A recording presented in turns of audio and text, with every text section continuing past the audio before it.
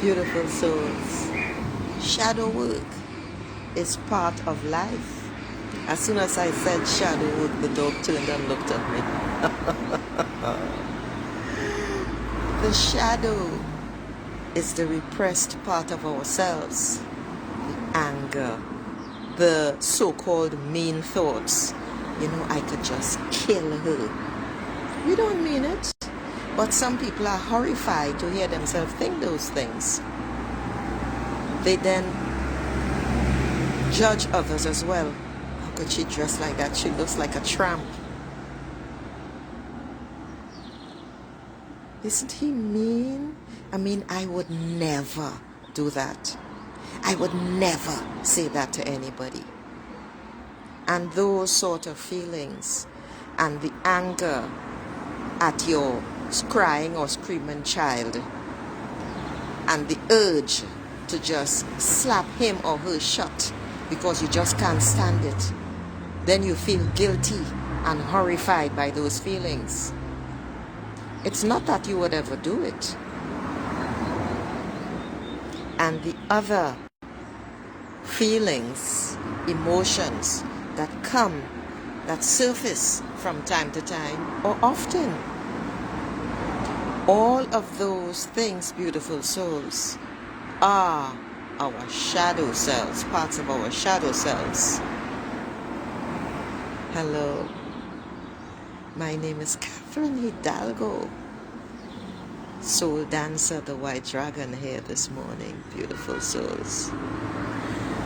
I just want to share a part of my journey because I consciously began shadow work in 2019.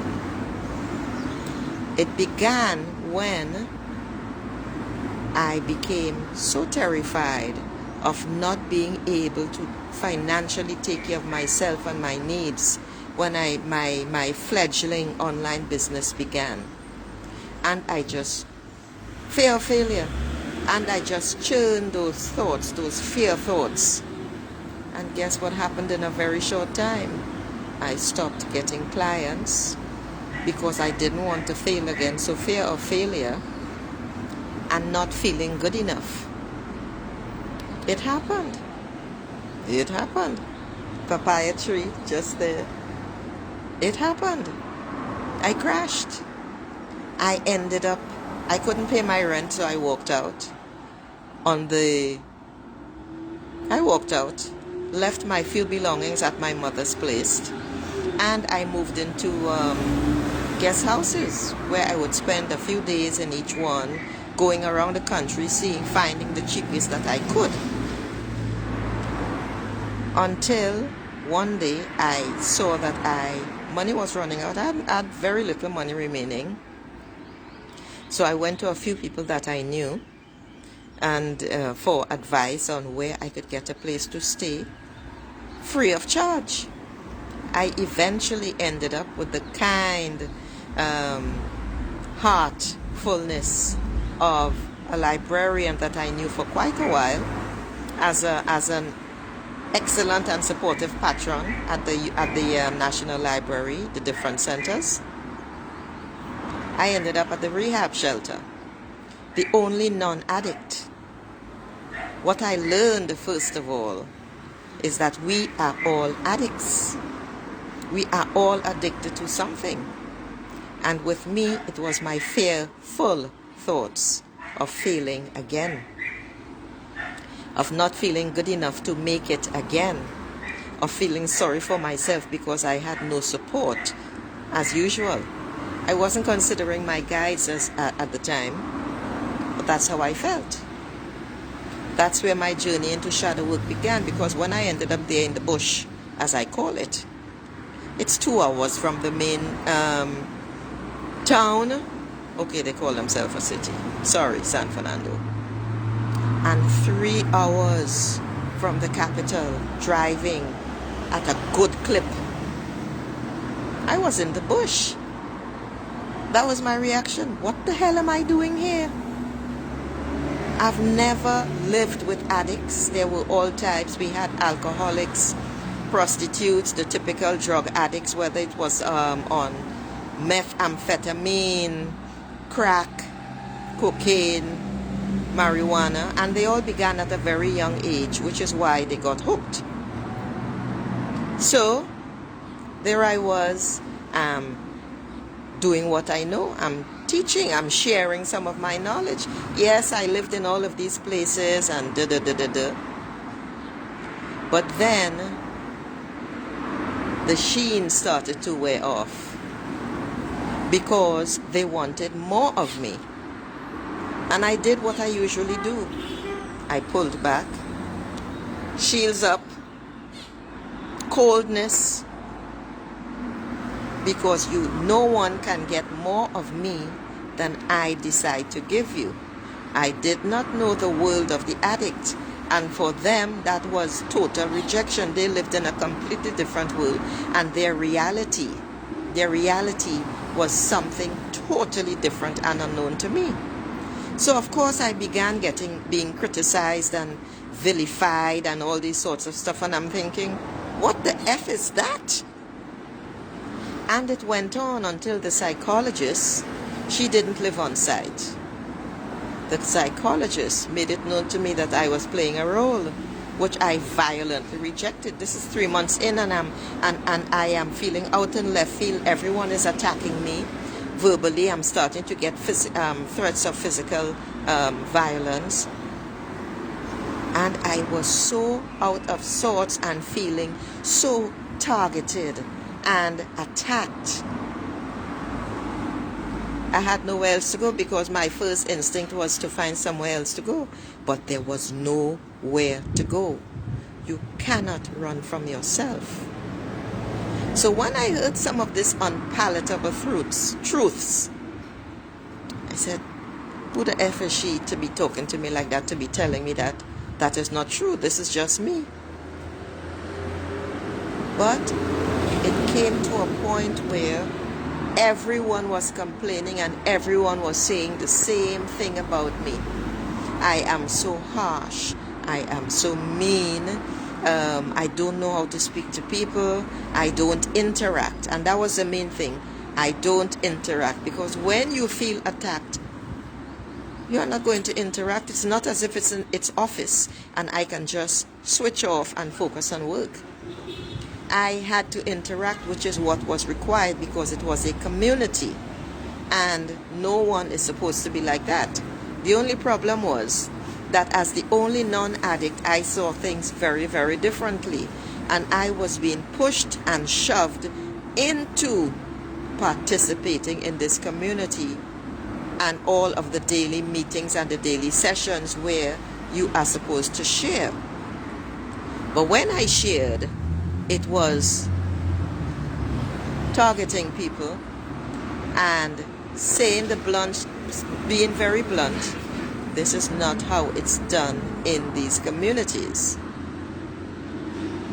And I had to gradually accept that, yeah, I really do have issues. I am a bitch. I do not like people close to me.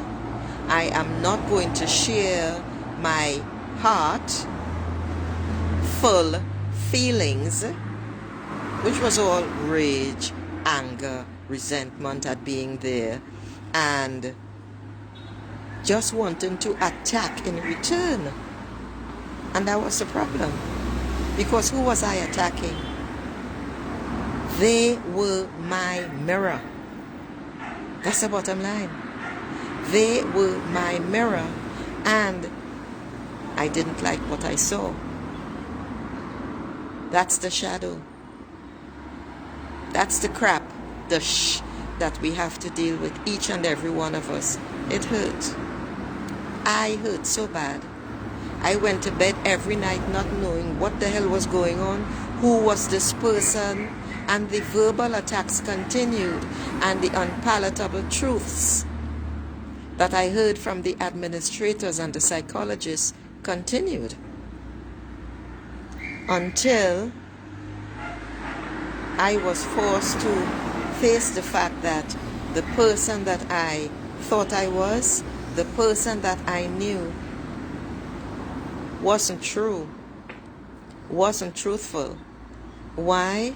Because I insisted that I was this nice part, knowing full well that the dark side, as we call it, the part that others see and we don't, I have that under control. I don't need to share it. I don't need to share myself, etc. And yet I was an observer. But I rejected the mirror. And then we got into role play because they were projects where everyone had to participate. Skits, as we call them. And everyone had to have a part. Everyone had to assume a part and play the role of that character. It was very enlightening. And I began to learn through the vilification, through the threats of physical injury, which they did not allow to occur. But it's all those attacks when everyone is saying the same thing. People, then you know it's not them, it's you. I can laugh about it now, but it was so painful. It was so painful. It hurt so bad. It hurt so bad that, I didn't cry, but I was often close to tears. We had excellent meetings. This went on for months until I crashed. I imploded. And then I would sit with myself inside. And then they would call me to the office because they could not treat me the same as the non-addicts because my psyche and psychology were totally different. So they would call me into the office to share their observations with me and to encourage me to share in return. And I did. So that was 4 months in. And then they made me house mother. Once I seemed to accept, appeared to accept the truth of myself that I am just like everybody else. I didn't think so. I refused to accept that because who did I see around me? The drug addicts, the prostitutes, the teen prostitutes, people who traveled the world and ended up in that rehab because they were hooked on methamphetamines, people who had drug dealers for husbands and that sort of stuff. How could I be like everybody else? My everybody else was these people. That couldn't be right. So then they made me house mother. Because by then, I was creating order. That's part of my character. It's easy for me to take on shoulder responsibility. I began very young at home. Then, there's the dog. Then the monster. Let me switch this to show you the dog. Where is it? Joy? Oh gosh. Joy, I'm showing them yourself. Your beautiful self. Say hello, girlie. Joy. Say hello. Ruff, ruff. Ruff, ruff. Yes! Okay, back to me. All right, so that was Joy. So,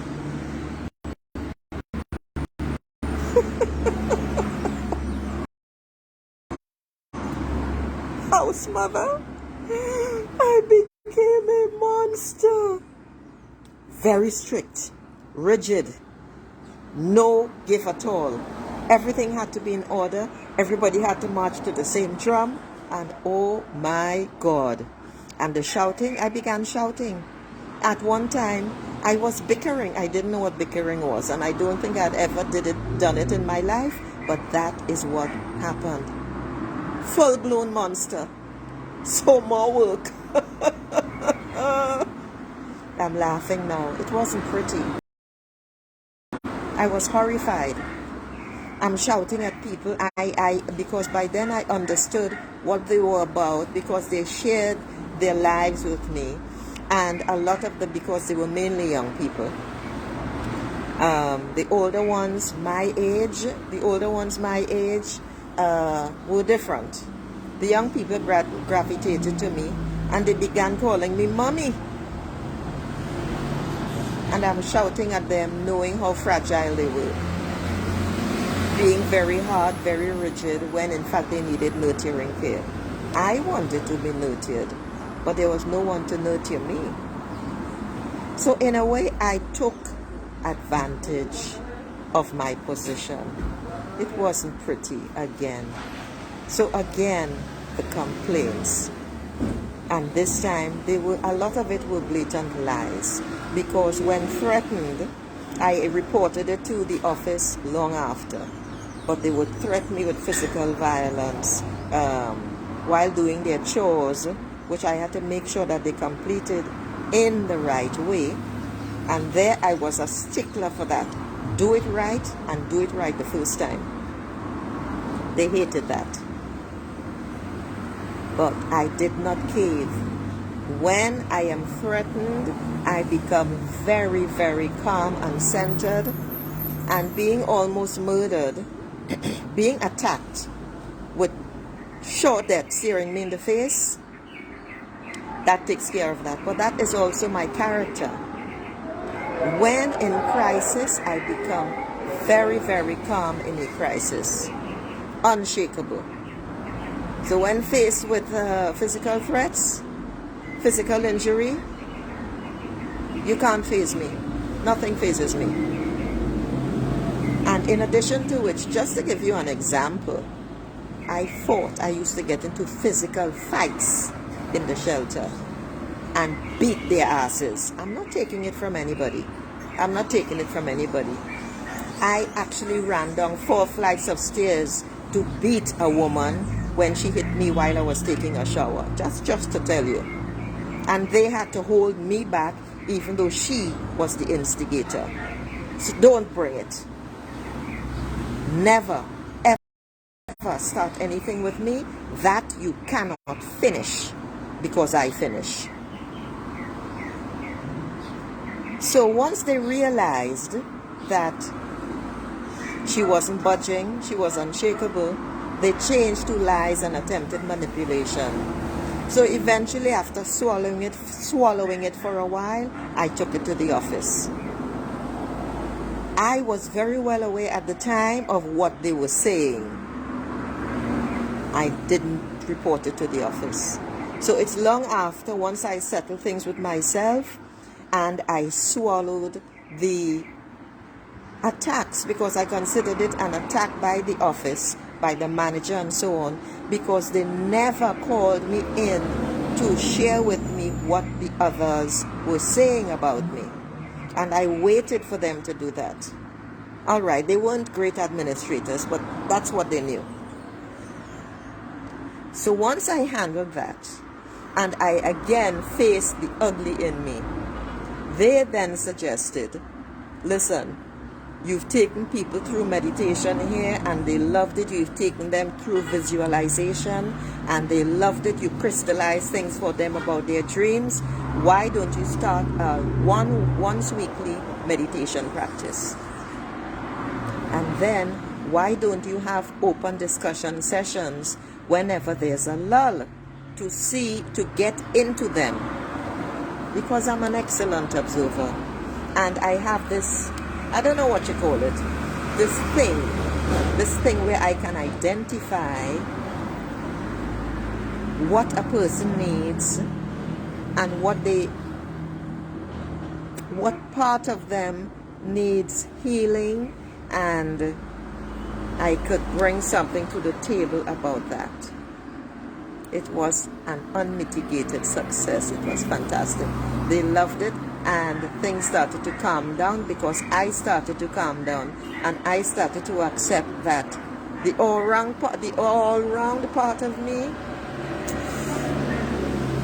Ain't that fantastic? But it is who I am. It was awful.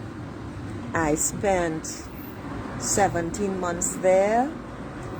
The last 5 months, I knew it was time to leave, but I had nowhere to go. By then, I was listening to my guides. And they told me, May. I couldn't see what the hell was going to happen in May or how I would be leaving there. I had, as far as I was concerned, nowhere to go. Then events took place. Marian called me to say, I want to see you. When are you coming? She has never, ever, ever done that. I mean, never. And I thought, okay, let me go check, find out what's going on.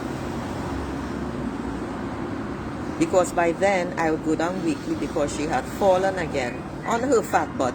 She wasn't hurt, but she couldn't get up because she has a twisted spine. She was diagnosed with a twisted spine and other ailments. So I used to go down once weekly. So when she said that, I said, okay, let me go find out what the hell is going on with this lady. And as things would happen, on a direct drive, a direct route, the drive to the city, the capital, takes about 3 hours. With the same transport that particular day, a bus, then a taxi. It took 2 hours. I felt as if I was moving on wings or something was moving me. It took 2 hours. It was an amazing experience. An amazing experience. And that's how I ended up here, because then there was a curfew, and a lockdown for a month. And then it continued with only essential workers had to be out on the street for the next 3 months. And that's how I ended up here. So I just want to tell you, my beautiful souls, that shadow work is absolutely essential. We each and everyone have to accept all those different parts of us. All those different parts of ourselves is actually what I was going to say. The dark side. Like Darth Vader. The only thing is, most of us, the majority of us, are not going to kill anybody. However, you have to accept that this is also part of you. You have to accept the part where you are so damn frustrated. Your husband or your partner, your mate or whoever comes in, honey, what's for dinner? And you just want to pick up the knife that's in the butcher block and stab him in his face. It's just a momentary feeling because you are just so stressed, frustrated, whatever, and you've just had enough. We have all had these days, but you don't do it. As I related with children, with people, when you see people and you judge them, when family members come in and you think mean thoughts, for you they are mean thoughts, but okay, you think mean thoughts about them, what the so on, you know, or he's such a loser, and all of this. So we all have these feelings. We all have these thoughts. I do have a habit of saying he's such a loser. I have changed it now to say he or she is lost, because that is precisely what it is. So once you find yourself saying these things or thinking these things about people, turn it around and say something less judgmental, less prejudiced, but at the same time, accept that part of yourself. This is what shadow work, beautiful souls, is all about. This is the journey that I am on. This is the journey that you are on. This is the journey that you have to take. There's no other way. I can relate a lot of what people would call skanky behavior that I would never in a million years have thought that I would have done. I'm going to share it in another video. It doesn't bother me. I don't have any problems at all showing my vulnerability or being vulnerable. My suicidal depression on a scale of 1 to 10 was at 9, and it cured me of that. I just put myself out there. That's it. So I didn't realize that I was on this journey for a hell of a long time, more than a decade, almost 2 decades actually. On that note, beautiful souls, I'm going to sign off by saying, accept every part of you. It is who you are. It makes you a beautiful, well-rounded individual. And then start working on it. Each and every part, it's worth it. You are worth it. You are enough.